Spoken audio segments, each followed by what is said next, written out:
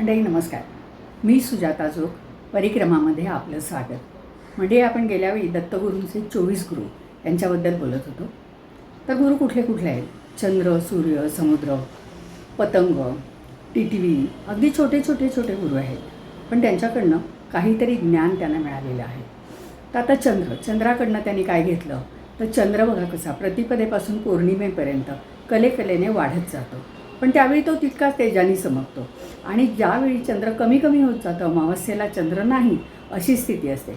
पण या सगळ्या कलांची बाधा, कमी जास्त होणाऱ्या कलांची बाधा चंद्राला होत नाही. माणसाने त्याच्याकडनं काय घ्यायचं? तर आयुष्यामध्ये जे चढ उतार येतात, संकट येतात, तर ती झेलायची, ती येऊ द्यायची. कारण आपण आपल्यावर त्याचा कुठलाही परिणाम होऊ द्यायचा नाही असं दत्तगुरू सांगतात. सूर्याकडनं काय घेतलं? सूर्याकडनं त्याने एक घेतलं ते अगदी वेगळं वाटलं मला, की सूर्य जसा समुद्राचं पाणी आपल्याकडे साठवतो मेघांच्या रूपाने आणि यथावकाश पृथ्वीवर त्याचा वर्षाव करतो, त्याप्रमाणे कृपण माणसाने धन जमा करावं आणि योग्य वेळी ते लोकांना वाटावं, त्याचा विनियोग करावा. त्यानंतर समुद्राकडनं काय घेतलं? तर समुद्र काय करतो की पावसाळ्यामध्ये अनेक नद्यांना पूर येतात आणि ते सगळं पाणी प्रत्येक नदी समुद्राला जाऊन मिळते. त्याप्रमाणे समुद्रामध्ये त्या नद्यांचं पाणी ओतत राहतात नद्या. अशा प्रकारे समुद्र भरायला पाहिजे खरं तर, पण समुद्र असतो तेवढाच असतो, त्याची भरती ओढी तशीच असते.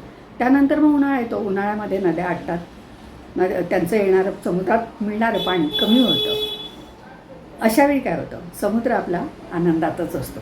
तर माणसाने आपल्याकडे जमा होणारं, येणारं, जाणारं, याचा जगात घडणाऱ्या घटना यांचा फार विचार न करता आनंदात राहायचा प्रयत्न करावा, हे सद्गुरू म्हणतात. त्यानंतर त्यांनी अजगराविषयी ते बोलले. अजगराबद्दल काय सांगितलं? तर अजगर आरामात शांत पडलेला असतो, त्याचा विश्वास असतो नशिबावर, तो काहीही हालचाल करत नाही. समोर येईल ते मात्र तो खातो, पण भक्ष्य मिळवण्यासाठी जात नाही. ज्यावेळी भक्ष्य मिळणार नाही त्यावेळी तो तसाच पडलेला असतो.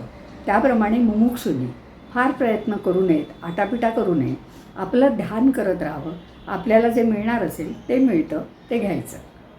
त्यानंतर कबूतर. आता कबुतरांकडनं काय घेणार?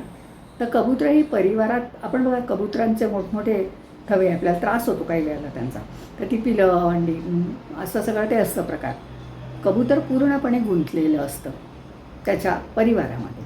अशा वेळी काय करतो? बहिरी ससाणा येतो आणि कबुतराला परिवारासकट फस्त करतो. त्यामुळे माणसानी, मुमुक्षुनी किंवा सगळ्या साध्या माणसांनी मनाने गुंतायचं नाही परिवारामध्ये.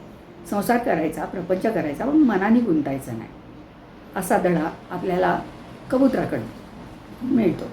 त्यानंतर पतंग. आता पतंगाकडनं काय घ्यायचं? तर पतंग बघा की ज्योतीवर झेप घेतो, ते तेजस्वी ज्योत असते ती त्याला आकर्षित करते आणि तो एकदम झेप घेतो त्या ज्योतीवर आणि परिणामी जळून मरतो. सद्गुरू म्हणतात की सुंदर स्त्रिया, जगातलं आकर्षणाची जी जी स्थानं आहेत त्याच्याकडे तुम्ही अशा प्रकारे आकर्षित होऊ नका. आकर्षित जर झालात तर त्या पतंगाप्रमाणे तुमचं आयुष्य भस्म होऊन जाईल, उद्ध्वस्त होऊन जाईल. जर तुम्ही मुमुक्ष असाल तर तुमची साधनासुद्धा संपूर्णपणे लयाला जाईल. त्यानंतर काय?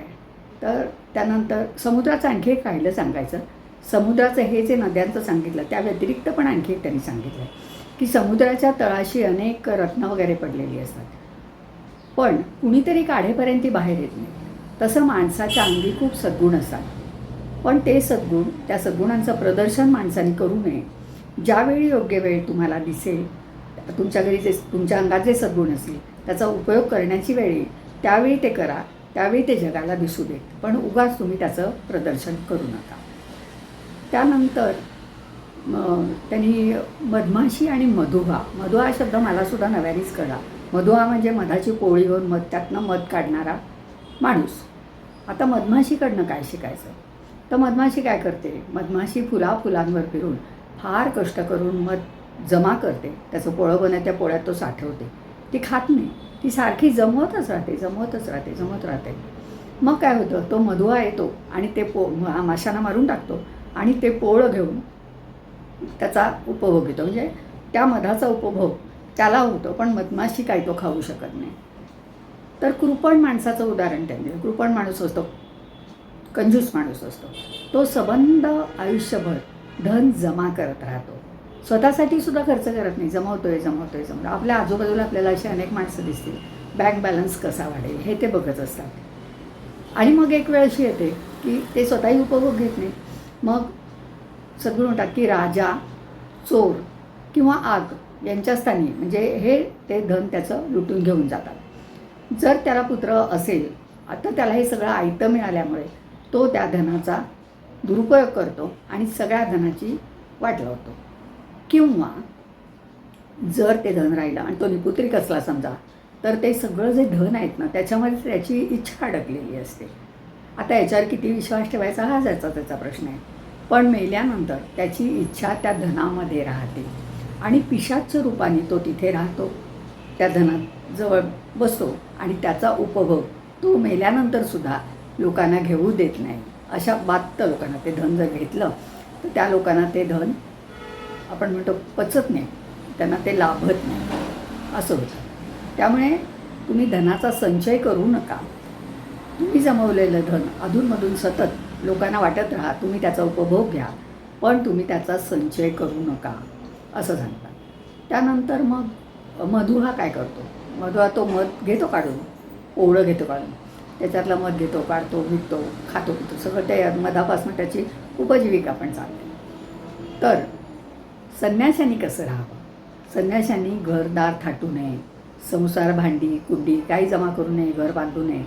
त्यांनी कुठेतरी राहावं, म्हणजे धर्मशाळा असेल, देवळं असतील, पार असेल, झाडाखाली असेल, कुठेतरी राहावं, पण स्वतःचं घर बांधू नये, मठ स्थापन करू नये, जे लोक देतील ते खावं, स्वतःचं असं काही करू नये. त्यामुळे त्याला ध्यानधारणेला वेळ मिळेल. त्यानंतर त्यांनी सांगितलं आहे की बांगड्या, आता बांगड्यांपासून काही शिकायला मिळेल असं आपल्याला वाटतं का, पण दत्तगुरूंना बांगडी हा सुद्धा गुरु वाटला. आता 2 बांगड्या ज्यावेळी असतात तेव्हा एक हात आपण हलवतो त्यावेळी छोटासा आवाज येतो, किणकिण येते. आणि ज्यावेळी खूप बांगड्या असतात त्यावेळी आपण हात वर खाली करतो, काचेच्या बांगड्या किंवा त्याच्याविषयी बोलते, तर त्या बांगड्यांचा खूप मोठा आवाज येतो, गोंगाट होतो. तर सद्गुरूंचं म्हणणं असं आहे दत्तात्रेयांचं की बांगड्यांप्रमाणे बांगड्यांकडून तुम्ही काय शिकायचं, तर तुम्ही एक असेल माणूस किंवा अनेक माणसं असतील, तुम्ही लोकांमध्ये राहू नका. तुम्ही एकांत ठिकाण स्वतः, हे मुमुक्षांसाठी आहे, तपस्वी लोकांसाठी आहे, साधू संन्याशांसाठी आहे, की तुम्ही एकांत स्थळी जा, गुहेमध्ये जा, वनामध्ये जा आणि तिथे जाऊन तुम्ही तुमची तपश्चर्या करा, असं ते सांगतात. हे झालं बांगड्यांविषयी. आता पतंगाचं सांगितलं मी तुम्हाला.